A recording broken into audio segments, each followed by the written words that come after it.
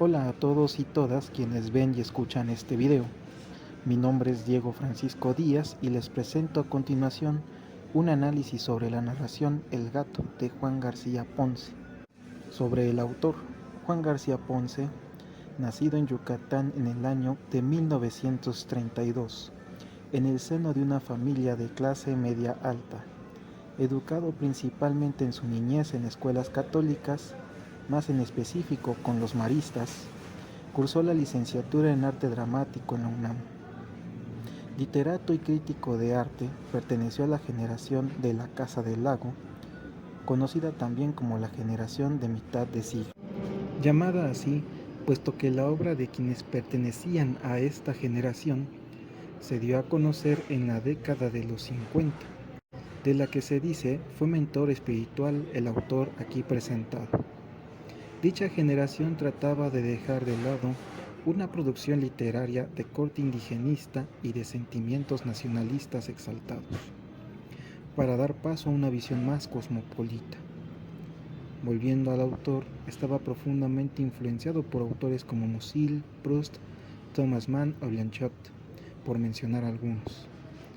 El arco y la lira, obra ensayística de Octavio Paz, en la que diserta sobre las características de la literatura y la poesía, influenció en García Ponce para escribir y desarrollar su obra.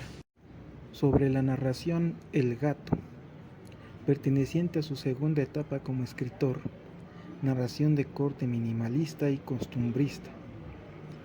El análisis que puse en práctica para este trabajo es el marco teórico marxista de crítica literaria. Dicho tipo de análisis busca responder a las siguientes cuestiones. ¿Qué factores económicos y sociales atraviesan al autor de la obra y se hacen patente en la misma? ¿Qué factores económicos y sociales atraviesan a los personajes de la obra? Y por último, ¿cómo refleja a la sociedad de su tiempo la obra? Lo anterior reposa en la idea de que la propuesta filosófica de Karl Marx reposa en el enfoque del materialismo dialéctico, es decir, el estudio de la realidad concreta y objetiva y el desarrollo de la historia en la lucha de clases en sus condiciones contradictorias. Pasemos a la primera. ¿Qué factores económicos y sociales atraviesan al autor de la obra y se hacen patente en la misma? Como ya expuse, el autor nació en una familia de clase media alta. Tuvo acceso a estudiar en la Universidad Nacional, en la que, en dicha época, era raro encontrar a alumnos cuya familia estuviera en una situación precarizada. Muy pocos tenían acceso a esta institución, cuestión por la que se relacionó sin mucha dificultad con círculos de escritores importantes y ya consagrados como Carlos Fuentes, Juan Rulfo o Rosario Castellanos. Tomemos en cuenta para lo anterior que el capital social también cuenta. Por capital social entiéndase el entramado de relaciones sociales a las que tiene acceso un individuo a partir de su situación económica, como la del escritor que nos ocupa en esta obra. La narración resulta en ciertos pasajes una metáfora de la experiencia estética frente a una obra de arte. Recordemos que el autor también tenía gusto y era crítico de arte pictórico y escultórico. Lo anterior es patente en cómo D, personaje principal de la narración, contempla en muchos ángulos y perspectivas el cuerpo de su amiga en su desnudez e interacción con el departamento. Otra situación que revela esta interpretación es cuando el narrador describe sobre los sentimientos que en D afloran respecto a la desnudez de su amiga, en cuanto se encuentran en espacios fuera de ese departamento y en compañía de otras personas, describiéndolo de la siguiente manera, envolviéndolo con una fuerza perturbadora que le hacía buscar la piel de ella bajo su ropa y lo separaba de todo al tiempo que lo obligaba a sentir que el conocimiento que tenía de ella se proyectaba hacia los demás como una especie de necesidad de que participaran de su secreto atractivo. Dicha sensación vuelve en D cuando éste mete por segunda vez a su departamento al gato, al cual posa sobre el cuerpo desnudo de su amiga. La apreciación por el arte ha sido una actividad en la que predominan las clases medias altas y altas. Son pocos aquellos que, siendo de la clase baja, muestran interés en este tipo de temas. Claro es que no es culpa de quienes pertenecemos a este estrato social, es decir, al precarizado, ya que las condiciones sistemáticas de desigualdad y exclusión son las que profundizan en el poco acceso que tenemos al conocimiento y gusto por las artes. ¿Qué factores económicos y sociales atraviesan a los personajes de la obra? D es un hombre de clase media, con un trabajo monótono y vida rutinaria, la cual se ve interrumpida por el avistamiento de un gato. Por otro lado, las visitas a su departamento de su pareja sexual también son parte de esta rutina. Su estilo de vida es contrastado por el autor con la de otros personajes cuando se detalla la situación en la que viven los porteros del edificio. Nos dice sobre ellos el texto que se apretujaban con hijos y nietos en el tapanco de la planta baja, mientras que D ocupa todo un departamento para él solo. Su relación con los vecinos es nula. La única relación humana que tiene en la obra es con la amiga, ya antes mencionada, con la cual tiene una relación sexoafectiva de manera abierta, libre de compromiso. Aparte del sexo y la charla, otra actividad que D compartía con esta amiga era la contemplación del cuerpo desnudo de ésta sobre la cama, junto con el resto del departamento y sus espacios. Probablemente la amiga de D contara con una situación económica igual de relajada, aunque no se precisa nada de ello en la narración. El erotismo expresado en la obra, cuando el narrador describe con detalle las formas del cuerpo de la amiga de D, es propio de la visión patriarcal objetualizadora que tiende al estereotipo de belleza corporal que se promueve en el sistema económico mismo.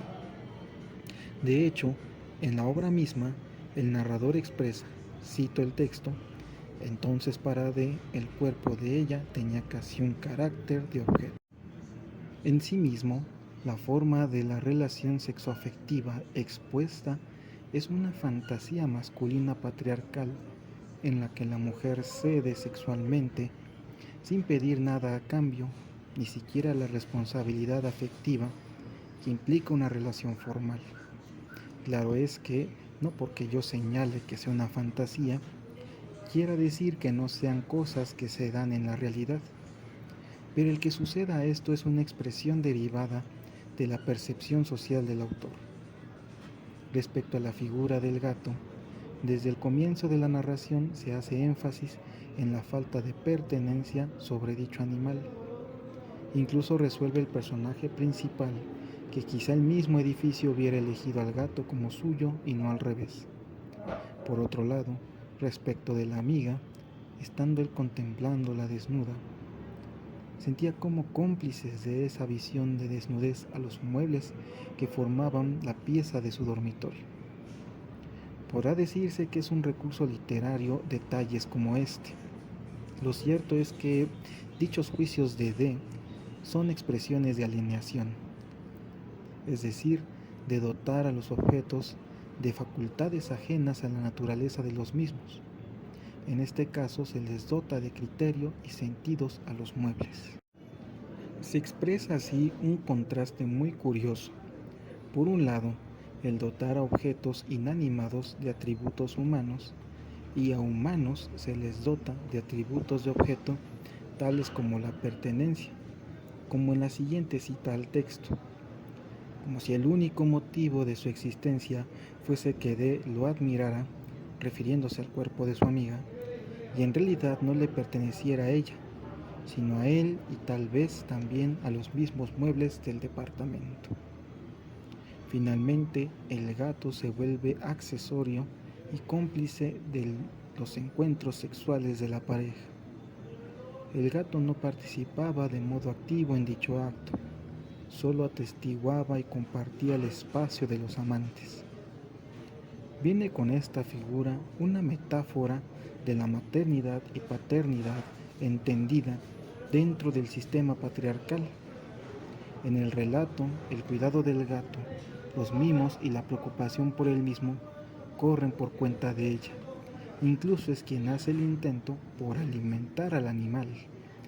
D, por su parte, solo se ocupa de llevarlo ante la presencia de ella.